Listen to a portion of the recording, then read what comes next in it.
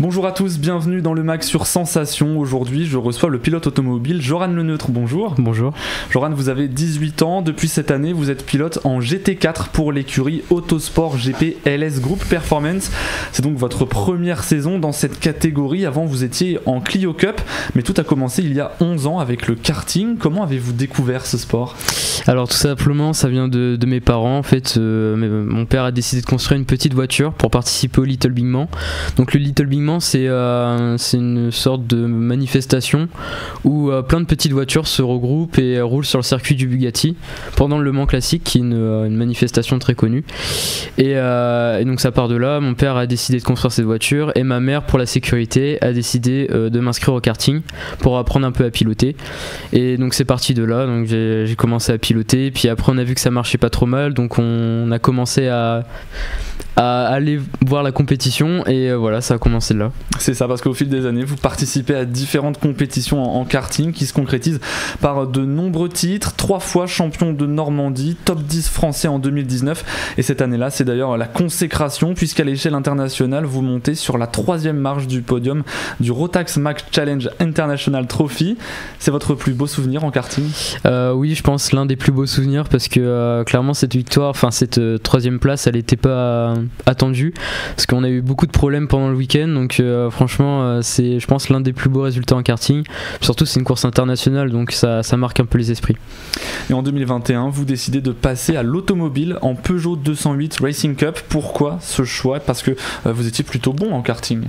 Alors oui, le karting, faut savoir, pour en faire son métier c'est vraiment compliqué. Déjà faut pouvoir partir à l'international, et la voiture ça semble un champ plus, on va dire, meilleur pour devenir pilote professionnel ou alors en faire son métier. Donc du coup voilà, on s'est dirigé vers la voiture. Et pourquoi la 208 ? Parce que généralement c'est on va dire que c'est une belle école qui permet de passer du karting à la voiture, parce que voilà, c'est des compétitions où on a tous les mêmes voitures, on a des pneus de série, donc ça glisse énormément. Voilà, ça oblige un pilotage très très fin, et c'est tout simplement une bonne école, voilà, pour faire le pas entre le karting et la voiture. Et depuis, tout va très vite, puisqu'après seulement une saison durant laquelle vous décrochez un titre de vice-champion de France avec 11 podiums et 5 victoires, vous passez en Clio Cup France puis en GT4, donc cette année en 2023.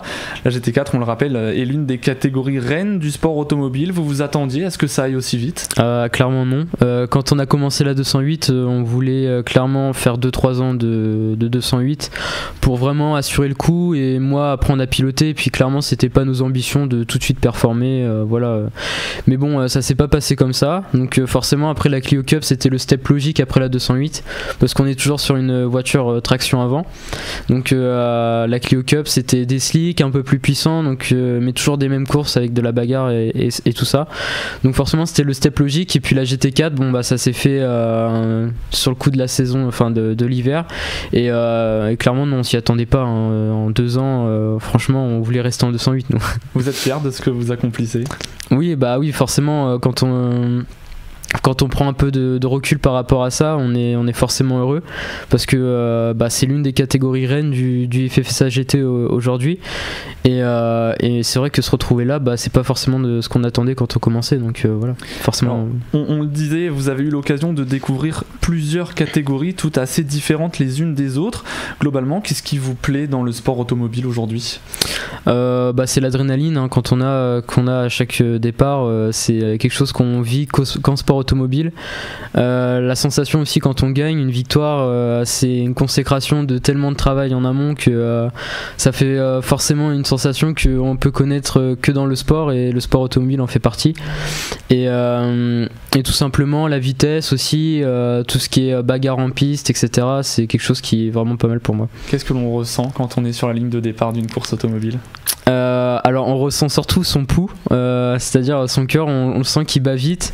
On sent aussi, c'est une atmosphère assez étrange parce qu'on est seul dans la voiture, il n'y a aucun bruit à part le bruit du moteur, on voit juste les feux qui s'allument et qui s'éteignent, et en fait on est justement livré à nous-mêmes, quoi. Donc c'est assez spécial, mais c'est une sensation que moi j'aime bien. Cette année en GT4, vous pilotez une Alpine A110 Evo de 300 à 400 chevaux. C'est une saison qui est complètement nouvelle pour vous, puisque c'est aussi la première fois que vous partagez la voiture avec un coéquipier, Pascal Hutto. Comment elle se passe cette première saison en GT4 ? Alors beaucoup de choses à apprendre, hein. Forcément quand on passe d'une catégorie monomarque où il y a des courses où on n'échange pas les pilotes, forcément c'est assez différent, donc j'ai beaucoup de choses à apprendre, notamment sur les gestions de courses, etc., les stratégies.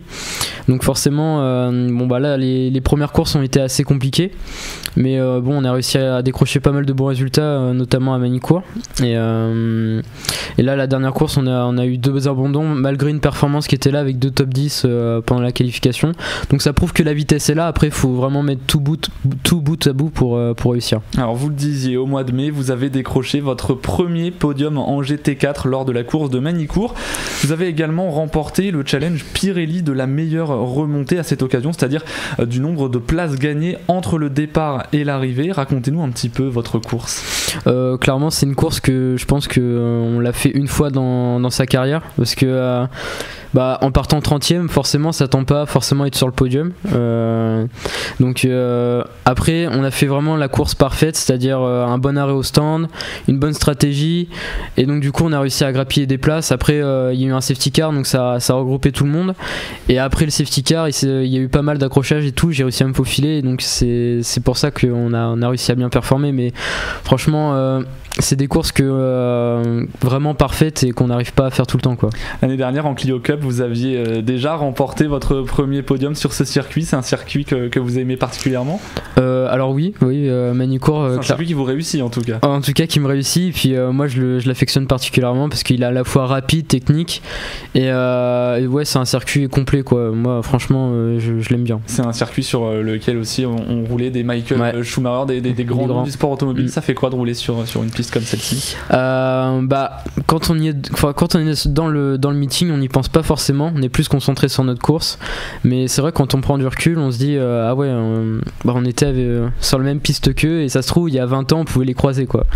Et du 8 au 10 septembre vous participerez au Lédenon GT Series à Lédenon. C'est le seul circuit du championnat que vous ne connaissez pas. Oui. Comment est-ce que vous appréhendez cette course ? Alors là on a beaucoup de préparation. Déjà moi je suis allé rouler un peu en amont sur Lédenon là il y a pas longtemps avec une Caterham, donc là on a pu préparer un peu, moi me visualiser la piste et prendre déjà un peu de repères, et puis après moi je me prépare beaucoup aussi sur simulateur, donc voilà c'est aussi une partie de mon temps que je consacre à ça pour justement apprendre les circuits et puis m'entraîner, parce que chaque seconde passée sur la piste est précieuse, hein. Le sport automobile est un sport qui coûte très cher.